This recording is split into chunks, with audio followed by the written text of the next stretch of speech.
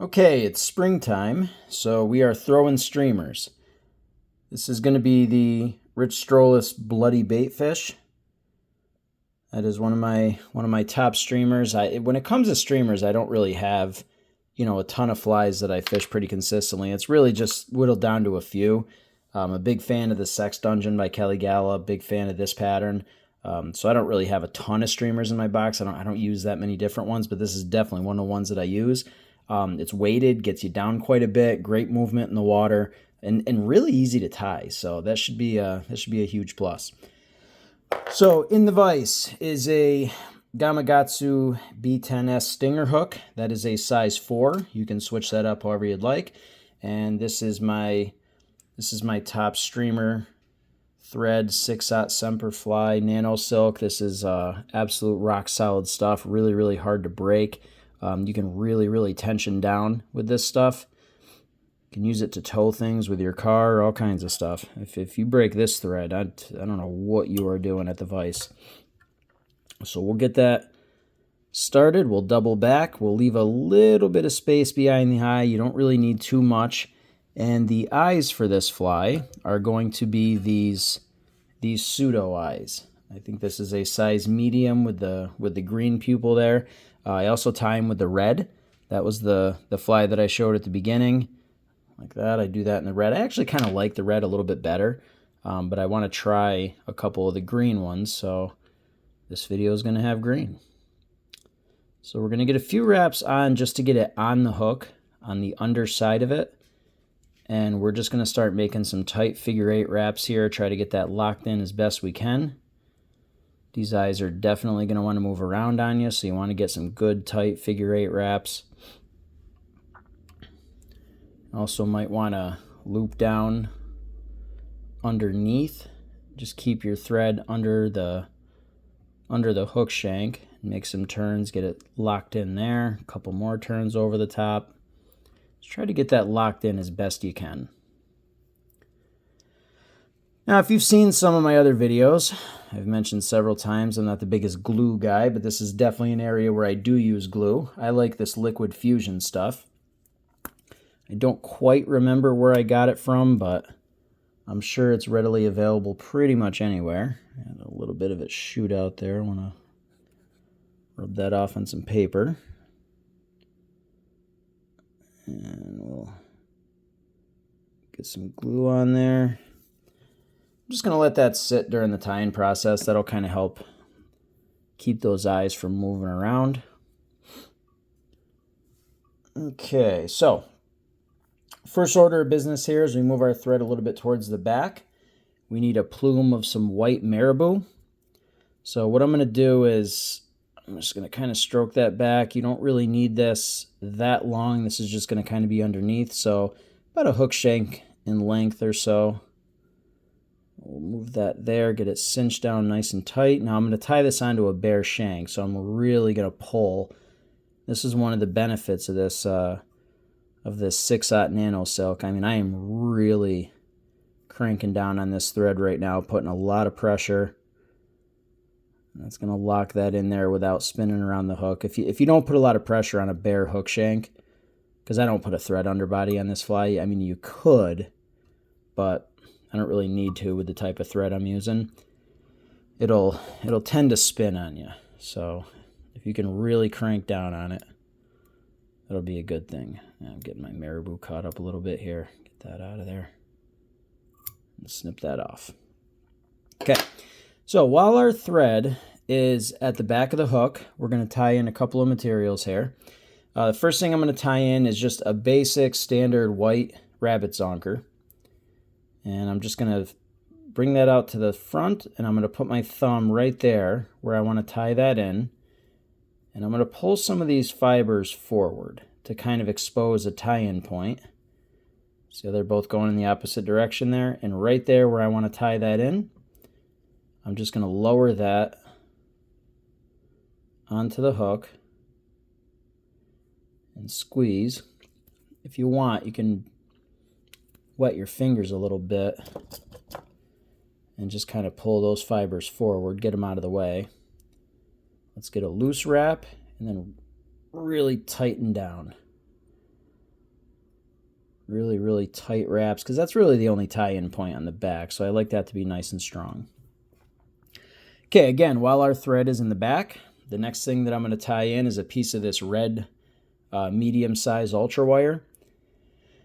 And you should have some of this laying around, because if you don't have some of this laying around, that means you are not tying red copper johns. And if you're not tying red copper johns, you got to ask yourself, what are you even doing? So you should have some red wire laying around, because nobody that fly fishes or ties is going to not tie and fish a red copper john.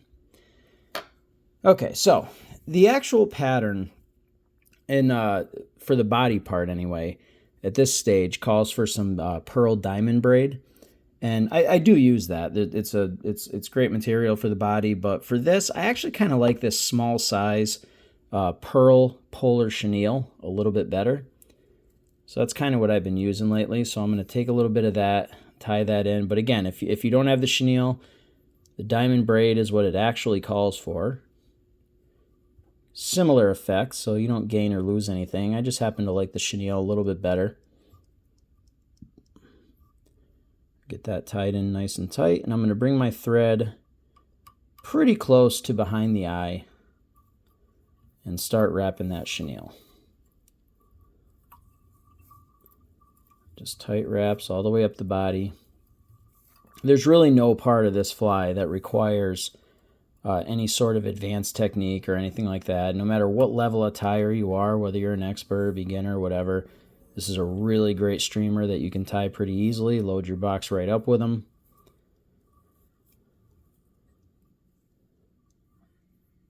All right, so I'll get some wraps kind of secure in that.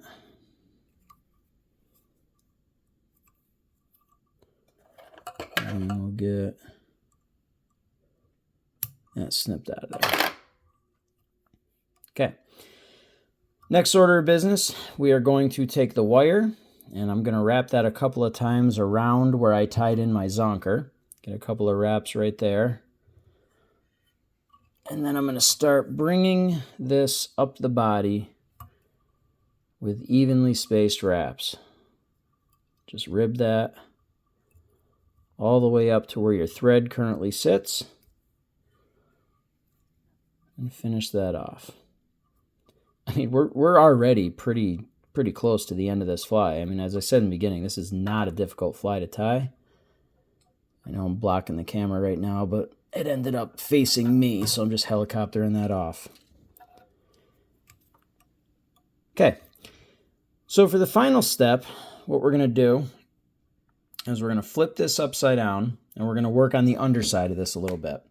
And what we're going to use for the underside, I'm going to start out with some of this ice dub in pearl. And I'm going to pull out not a ton of it. I don't really have any way to verbalize how much I'm actually using here. I'll just show it to you. Probably about that much or so. And you can see how it's kind of all over the place. So I'm going to grab the farthest pieces and pull them out. And then put them back in my pile. And just keep doing that again and again, 3, 4, 5 times. To kind of even those out as much as you possibly can. You're never going to get them perfect. They're going to be all over the place, and you kind of want that, but you want them somewhat even. So I'm going to take the middle of that dubbing, place it flat on the underside of my fly, and I'm going to take 1, 2, 3 wraps, lock it in like that, and then take the part that's leaning to the front, fold it back, and take a few more wraps in front of it to kind of tease that material towards the back. And that's all we're really going to do to kind of finish this out. Next material is some red ice dub or some trilobal dub, whatever you feel like you have. You can probably even use some laser dub if you want, but same thing. We're going to pull these fibers apart, try to align them the best we can. I'm going to lay them flat in front of my pearl ice dub. 1, 2, 3 good tight wraps. Fold it all back. And 3 more. And That's good there. We'll go through, let's do one more step of that with one more clump of ice dub.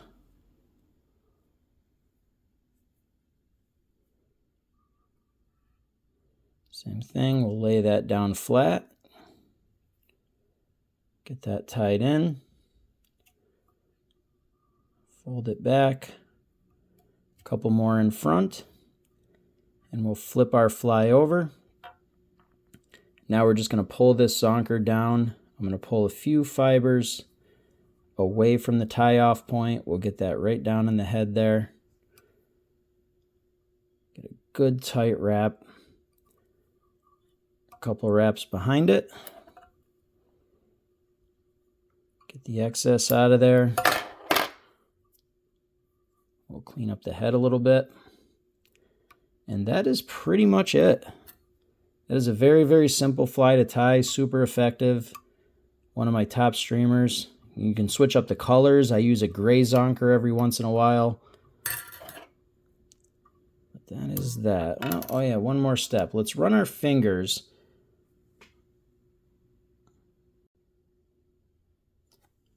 I had to snip something off there. Got some crap here crowding up the head. All right, so last thing we're going to do, I'm just going to kind of stroke all this back. I'm going to run my fingers along the fly, and if you look on the bottom here, you can see where we tied in that marabou, and right when my fingers clear that marabou, right there, I'm going to take my scissors. Now, the tail is not going to end up the length of the marabou, because if you look at this part up here, see how long those fibers are? So my tail is going to extend past the marabou by about that length. So once my fingers clear that marabou, I'm just going to take my scissors and just slip them in there and just cut off just the leather part of the zonker. That's it. There's that. Let me move my camera to the left a little bit so you can kind of see the whole thing. And I want to shore up that head a little bit with a little bit of resin.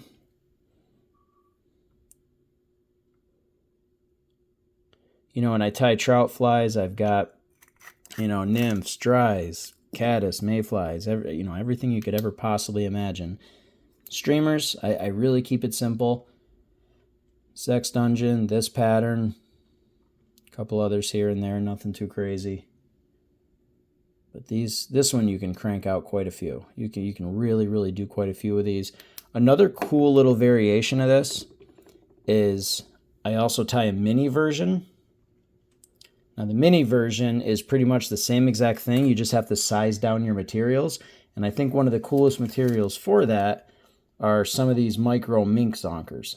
So you can tie the same exact thing, same exact way, same exact hook, except a size 10 instead of a size 4.